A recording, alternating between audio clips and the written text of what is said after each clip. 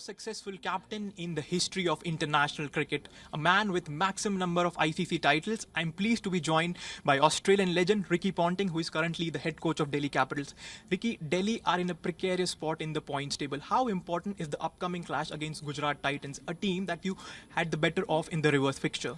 Yeah, well, it's getting to that stage of the season now where every game is like a knockout game for us. Every game is like a final, and that's the way that we have to approach it. You know, with 6 games left, and I've certainly been saying to the boys that we need to be aiming for 8 wins to get in. So we've only won the 3 games so far, so we need to win at least 5 of our next 6 games. So that message is pretty clear.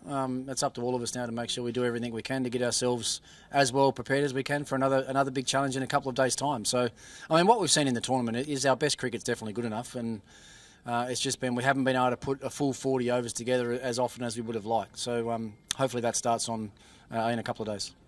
Delhi are still chasing their maiden IPL title. You guys didn't have the best of the starts to this season. There were some injury setbacks as well. But this is your home leg and players have returned from injuries. So is the stage all set for a final push for a playoff berth?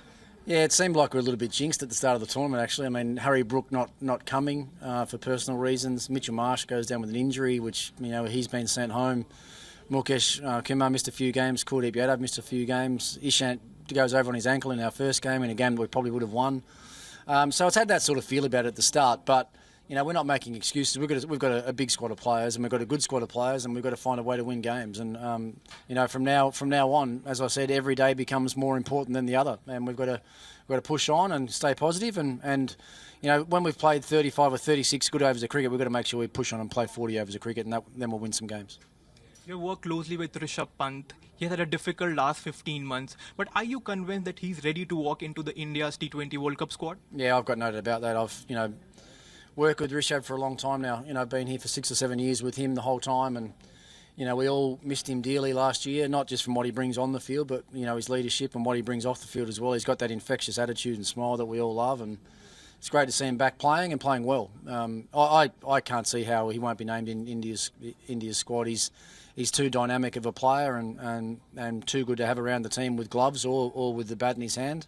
So, you know, that squad must be getting close to being named. I'm you know, not that far away now from that World Cup starting. So when India names its team, I'm pretty sure you'll see his name in it. One final question. There's been a lot of debate about the impact player. You have said that the fans should decide about the impact player rule, whether it should stay or it should go. But do you think it should be flipped and maybe we can get a rule for the bowlers who have been smashed to all parts of the ground this season?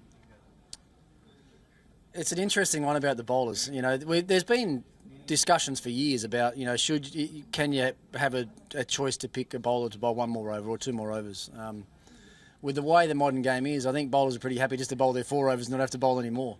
But look, I think it's probably got a little bit outweighed towards the batters now. It's probably, you know, bowlers will always say it's always been a batsman's game, and then when you have a chance to bring an impact player in. Now, let's not forget, I mean, you have a chance to bring a bowler in as well. It's not just all about batting. You have a chance to bring another bowler in if you want. So I think teams have just, you know, that extra bit of security, I think, behind the batsman has given them the freedom just to play that little bit freer at the top. I mean, the way the Sunrisers are doing it, going as hard as they are at the top, knowing that they can bring a batsman in if things fail, has been the reason that they've been so successful. So we haven't been quite as good at it just yet, but it's certainly an area that we're looking at and trying to get better at.